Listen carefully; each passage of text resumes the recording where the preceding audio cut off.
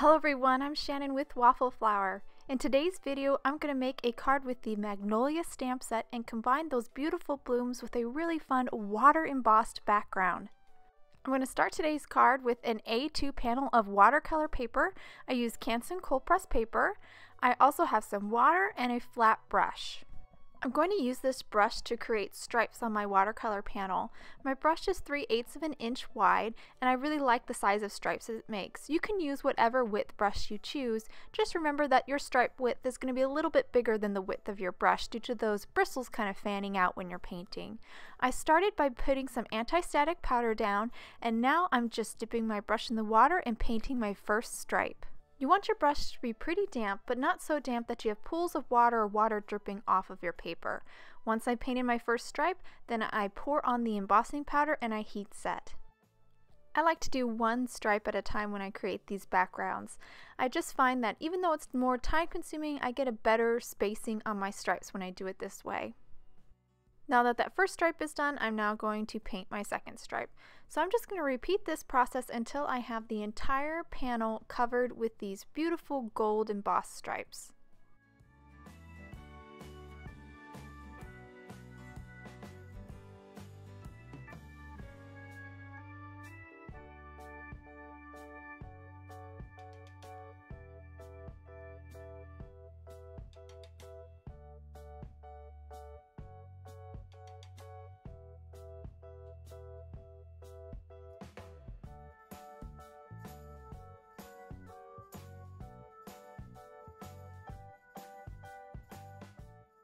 With my last stripe heat set, my background panel is complete. I really love these gold embossed stripes. They're really going to complement my flowers and leaves nicely. So now I'm going to move on to my images. I've already stamped several of the flowers and leaves from the Magnolia stamp set onto some more Channin cold press watercolor paper using VersaFine Onyx Black ink, which is a waterproof ink.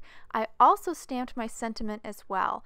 I'm going to watercolor these flowers and leaves in using some Tombow dual brush pens, a round number 2 brush, and some water. The colors I'm using are on screen so you can follow along. I'm starting with the yellow here and going to color the center of my flower with this yellow, even go beyond the center and get the petals as well with this yellow color. Once I've kind of colored the area that I want to color with the yellow, I'm going to take a damp brush and start to blend out the edge so it creates a nice soft gradation over these petals. The very center of each one of these petals will remain pretty much the white of the paper. I will introduce a purple at the very end to color in the tips.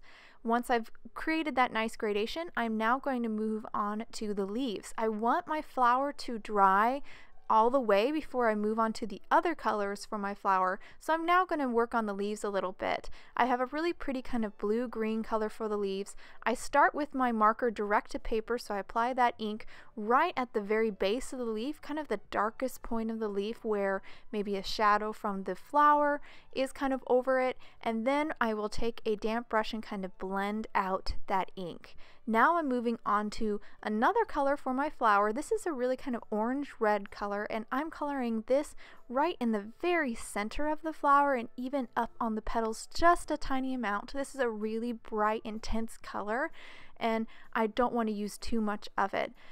Once I've have the ink down, again I'll take my damp brush and kind of blend it out and creating a nice transition from the orange to the yellow and then of course to the white of the paper.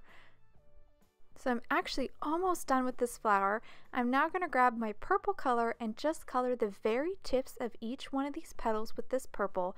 And once I finish coloring them in, I'll grab my damp brush again and just kind of blend it out, creating a really soft and pretty gradation over each one of these petals. And with that, my flower is done. I'll hold it for the camera so you can kind of get a look. I'm going to speed the video up here really quick and repeat the process for the remaining flowers and leaves.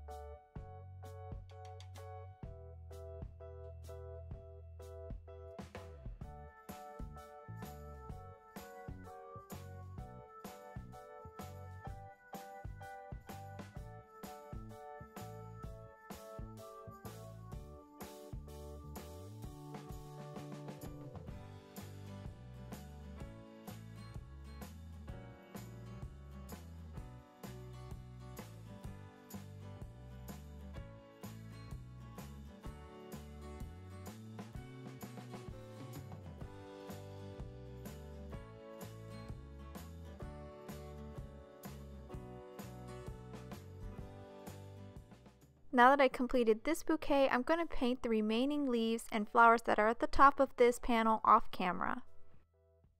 With all my watercoloring complete, I went ahead and die cut the flowers and leaves out as well as the sentiment out with the matching dies that come with the Magnolia combo set. I've also added foam tape to the back of all the flowers and leaves, and I even glued our gold embossed panel onto an A2 side folding card base made from a 110-pound white cardstock.